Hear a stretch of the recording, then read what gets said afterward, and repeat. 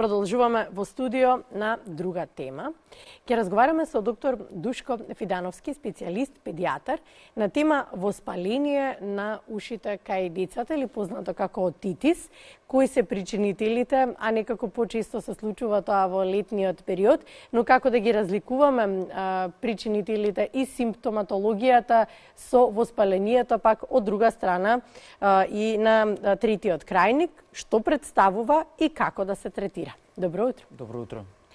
Докторе, можеме прво да разграничиме, ева за да влеземе во темата, што е воспаление на уво, а од друга страна што е трет крајник. Иако се тие на еден начин и поврзани, но ајде да ги разграничиме како две засебни состојби, па потоа ќе објасниме подетално. Така. Третиот крајник е дел од нормалната структура на така наречено лимфно ткаење, лимфно ткиво кое што се наоѓа во грлото. Третиот крајник е дел од трите крајници, всушност затоа се вика и трет крајник. Двата крајника се видливи, тие се наоѓаат во устната празнина, на дното на устната празнина и можеме лесно да ги видиме при преглед на устата и на грлото. А третиот крајник се наоѓа некаде позади завршетоците на носниот ходник, значи на сводот практично, над сводот на носот, во долниот дел, и не може да се забележи со обичен преглед на устата, туку треба посебен инструмент за да се визуализира, велиме ние, за да се види неговата големина. Значи тоа е нормални се тие структури кои што учествуваат всушност во како прва одбрамбена бариера на навлегувањето на инфективните агенси во организмот на детето, односно на човекот. Тоа е место каде што всушност тие бактерии, вируси кои доаѓаат од надвор се залепуваат на тие места и остануваат тука, значи не се дистрибуираат понатаму. Третиот крајник, па и другите, првиот и вториот крајник, значи останатите два крајника учествуваат не само механички во филтрирање на тие инфективни агенси, туку и во создавање на антителата кои учествуваат во создавањето на имунитетот, стекнувањето на одбрамбените способности на организмот. Имунитетот кој се состои од антитела, меѓутоа и од клетки, тука се тие Т-Б клетки кои што се нарекуваат целуларен имунитет, кои што помнат кога еднаш веќе ќе навлезе инфекцијата, повтор пат доколку дојде веќе има спремно одбрамбена стратегија, да наречам, и веднаш да се спротивстави. Ќе ме прекинам со оглед на тоа дека не е видлив, треба посебен инструмент. Доволно е со еден таков преглед за да се види дали е воспален третиот крајник? Значи постојат и некакви, да ги наречеме, индиректни показатели дека има воспаление, односно зголемување на третиот крајник. Како последица на ова што претходно го зборував, значи улогата во зреењето на имунолошкиот процес кај децата, тоа се првите 3-4 години, тој има улога на одбрана, значи го штити организмот, меѓутоа од друга страна секој контакт негов со надворешните штетни агенси доведува до негово наголемување. Значи тој раст.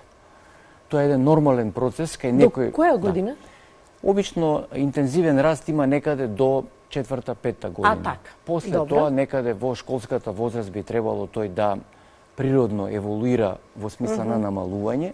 Добро. И многу ретко неговите димензии се значителни, дури скоро и исчезнува некаде после 10 годишна возраст, значи некаде во она тинејџерска, адолесцентна возраст, кога не би требало да представува некаков проблем неговата димензија. Неговото наголемување, учествувајќи токму во создавањето на имунитетот кај децата, може да предизвика од друга страна па некои штетни последици кои се манифестираат со пред се пречки во дишењето. Добро. Значи се појавува отежното дишење. Затното носе постојано? Отприлика затното носе, и тоа носе кое е затнато и кое прави големи проблеми при спиењето. Значи кога детето се наоѓа во легната некоја положба, така нареченото хрчење во текот на ноќта, дишење, па и кај децата класично хрчење, како кај возрастните, може да биде знак на зголемен трет крајник. Понатаму појавата на дишење со отворена уста, велиме ние. Значи, детето не дише из нос, бидејќи носот е Добро, постојано затнат. Затнат заради зголемувањето на третиот крајник, кој ги затнува токму ходниците на носот, така да детето диши на уста. Има типичен изглед. Ние го викаме, пошто латинското име на третиот крајник е аденоидна вегетација, велиме аденоиден изглед на лицето. Значи, тоа се деца кои што се обично бледи, со подочници, со отворена уста, дури се јавува и деформитет на носот, имаат послаб апетит. Тешко јадат, тешко голтаат. И неговото наголемување, нешто што е многу битно во целата оваа приказна, е дека притиска на канали кои што го поврзуваат носот и грлото со увото. И така е всушност поврзано дека може од таа состојба да се воспали дополнително и увото. Дефинитивно, зголемувањето на третиот крајник ја преметува функцијата на еден канал кој што служи за вентилирање на третото, на внатрешното уво. Добро. Тоест, средниот дел, затоа го викаме внатрешно уво, значи имаме надворешен дел, тоа е овој дел кој што делумно го гледаме на влезот на каналот, кој завршува со тоа тапанче слушно. Под тоа тапанче се наоѓа третото уво, кое може да се воспали доколку дојде до нарушување на неговата вентилација, односно каналите запушени. И тогаш се јавуваат проблеми со воспаление на средното уво, тој отитис кој што веќе го спомнавме, кој има па други некакви знаци. Ќе го одвоиме малку, сакам уште малку да се задржиме на третиот крајник. Возраста, велите, до кога расте е до 4-та година. Така, обично 5-6-та година веќе би требало да го достигне својот, да речеме, максимум. И потоа да се намалува за да не прави проблем по 10-та година. Сега, ако во случај кога навистина имаме една влошена состојба и не се намалува, оперативните зафати се советуваат да бидат токму во тој период помеѓу 5-та и 10-та година? Да, во секој случај после 3-та година. Не се препорачува во првите 3 години да се оди на хируршко отстранување, да се отстрани, бидејќи реков има многу важна функција, тој и другите два крајника во созревањето имунолошко на детскиот организам. Така да има тој функција. Детето го стекнува тој имунитет кој што му е потребен. Да, тој веќе го стекнува, така да веќе се создадени тие антитела, создадени се тие клетки кои што учествуваат во одбраната и веќе нема потреба од ова ткиво, кое доколку е зголемено и не се намалува, треба да се извади, за да не предизвикува посериозни проблеми понатаму. Да, затоа што чести воспаленија на увото, а и нарушување на таа нормално проветрување на средното уво може да доведе до оштетување на слухот. Тоа е нешто што е многу важно, бидејќи и тоа сакав, кога сме кај ушите, и тоа сакав посебно да го бидејќи оштетен слух пак може да придонесе за понатамошно пореметување на развојот на детето, развојот на говорот, па и развојот менталниот на деца. Децата кои што не слушаат, имаат проблеми со говор, многу често кај деца кои што ги носат на преглед, да речеме, заради тоа што не зборува или потешко зборува, е токму заради зголемен трет крајник кој што го оштетил слухот. Значи, слаб слух имаат тие деца. Така да добро, сакате да кажете за се тоа да се случи не е интервенирано на време?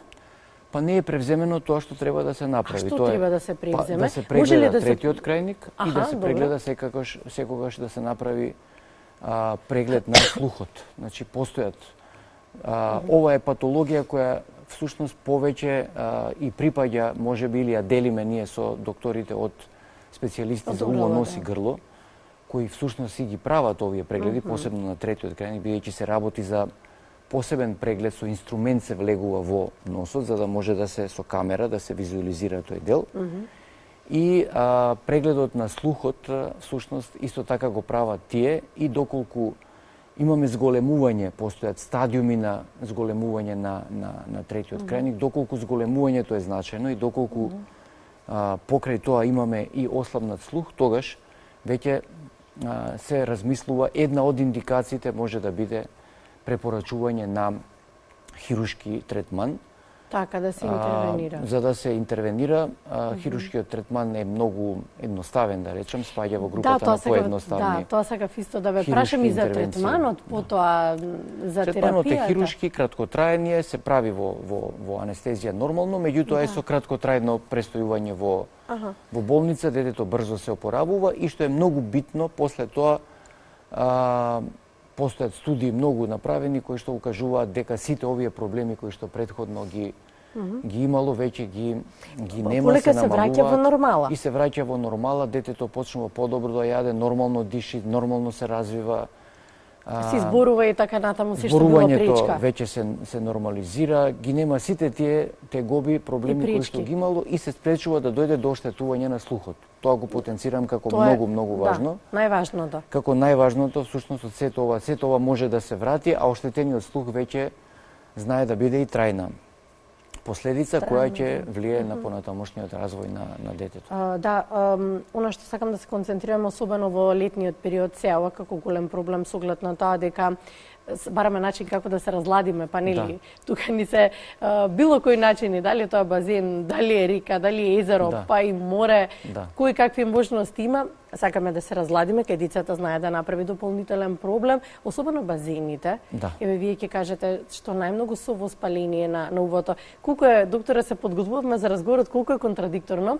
Во базените се плашиме децата да ги фрлиме, а во море од друга страна инсистираме да ги потопиме за тие да се прочистат. Така, проблемот е всушност плитка вода во која што нема промена на измени на водата и застојување на водата е секогаш на ова топло време можност за насобирање на микроорганизми, вируси и пред се бактерии. Посебно базените се проблематични, особено базени кои што не се соодветно третираат, а и третманот на самиот базен, на водата во базенот, веќе постојат група на препарати кои не смеат да се користат и тие самите може да делуваат иритантно на респираторните органи. Ја не би рекол само дека е увото проблем се и носот, и грлото, и крајниците, тонзилите, и третиот крајник. Сето тоа може да доведе да реагира. Може да реагира и на бактерии, вируси, меѓутоа и на штетните материи кои што се користат за прочистување на водата во тие застоени средини. Затоа подобро е да се бањаат во отворено море или езеро и да одат малку во подлабокиот дел, не во приток дел. И да ги потопиме децата, нема проблем? И нема проблем, тогаш се потопат отколку бањање во застоена вода подолго време. Која е симптоматологијата? Што укажува? Воспалението на увото има многу јасни симптоми. Значи, пред се доминира температура, висока температура. Секогаш кога имаме класичен отид воспаление на средно уво, мора да има температура. Не е болката единствениот знак. Болката, меѓутоа силна болка, која се јавува на едната или на другата страна од увото. Многу често помалите деца не можат да ја лоцираат, да кажат дека ги боли уво, па обично го пипкаат увото, го влечат увото, косата ја влечат, ја наведнуваат главата на таа страна која што ги боли. Многу често болката се зголемува во легната положба и кај децата што се прва или втора година кои се уште, да речеме, пијат млеко, течности преку отсуства или се на доење, карактеристично многу е болката се потенцира при цицањето, при правењето на оној вакуум практично кој што влие на средното уво и тогаш чувствуваат уште поинтензивна болка и прекинуваат, така да одбиваат храна, бидејќи тоа е причина за уште посилна болка. И многу често кога доаѓаат родителите со дете кое што има проблем со уво, со воспаление на уво или со болка во увото, велат го боли нешто, вознемирено е, плаче, меѓутоа тоа се потенцира во моментот кога се храни, кога пие млеко. Значи тогаш веќе не наведуваат разграничувате дека мора ли со антибиотска терапија да се лекува тоа? Да се реагира? Ако се работи за класично воспаление со сите овие симптоми, значи температура, постоење на болка во увото и можеби некогаш да се појави некаква секреција од увото, тоа е веќе знак за посериозно оштетување на она капанче што го викаме ушно. Тогаш мора да се интервенира со антибиотик, давање на антибиотик, аналгетик, а ако се работи само за некаква полесна болка и некакво чувство на затнатост во увото, тогаш може да се проба и со ставање на капки во носот или па дури и капки во увото локално, значи кои што содржат материи кои што го намалуваат отокот, ја намалуваат болката, па некои од нив содржат и локален антибиотик. Тогаш може и тоа да помогне. Да, докторе, колку време трае оваа состојба?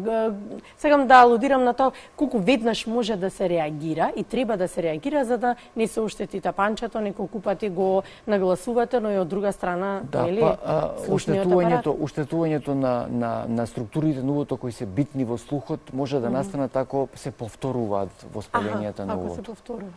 Не е толку битно време траењето на тегобите колку што е ако имаме повторувачки отитис.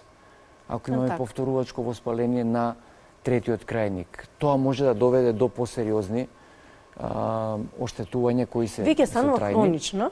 Станува практично хронично. Смета дека воспаление на увото кое трае подолго од 1 месец до 6 недели веќе може да се крсти како хронично воспаление. Или да речеме повеќе од 4-5 воспаление на увото во текот на една година веќе можеме да кажеме дека се работи за хроничен отитис кој веќе може да биде причина за оштетување на внатрешните структури на увото и тогаш веќе антибиотската терапија нема да помогне, тогаш веќе се оди и на хируршки третман. Добро. Хируршкиот третман. Што опфаќа тој хируршки третман? Хируршкиот третман најчесто се состои во тоа да се направи рез на ушното тапанче, за да да се ослободи воздухот и секретот кој што може да се насобира внатре под ушното тапанче. Тоа е така нареченото тимпаноцентеза или ставање на така наречени познати се кај народот како вентилацијски цевчиња. Значи се прават отвори на ушното тапанче каде што се ставаат еден тип на тоа се навистина со мали димензии каналчиња кои што овозможуваат постојано да има вентилирање на средното уво за да се спречи повторување на инфекцијата и подобра дренажа на патолошкиот секрет. На тој начин всушност се решава проблемот со хроничното воспаление на средното уво. Докторе, сега патуваме многу и често и знае да не заболи увото кога сме на пат, додека да стигнеме до лекар. Како можеме сами да си помогнеме, останала она народната некоја топла крпа да ставиме на увото или на таа страна на увото да легнеме, да се легне, да се затопли тој дел. Помага ли тоа? Што можеме си да направиме? Да, може и тоа да се направи.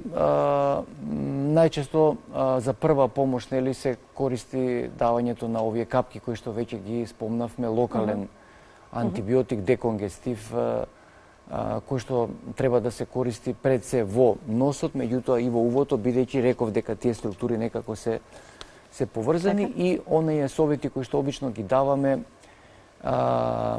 да чистењето на ушите, посебно после капењето и потопувањето на главата и носот во водата, да биде само на надворешниот дел на школката на увото и на надворешниот ушен канал, да не се внесуваат оние специјални стапчиња за чистење на уши во каналот внатре, бидејќи на тој начин само се може да се усложни. Да се усложни состојбата, односно оној нормален секрет кој што го има, тоа оној церумен или ушна маст позната, кој што всушност е заштитник. Кој е заштитник на увото, можеме само да ја внесеме подлабоко, таа да притисне на тапанчето и тогаш да доведе до проблем, до болка, па и до инфекција и воспаление и на надворешниот ушен канал, меѓутоа и на средното уво.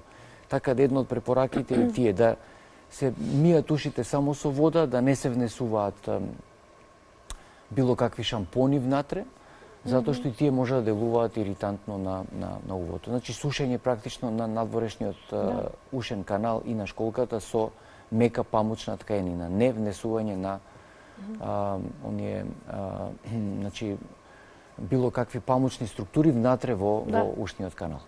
Докторе, ви благодарам. Благодарам за гостувањето. Секогаш корисни совети, се разбира, се гледаме и на други теми, на вашите специјалности, неонатологијата особено. Така да се надам дека и на таа тема ќе се видиме. Во секое време. Така, ви благодарам. Благодарам на поканата.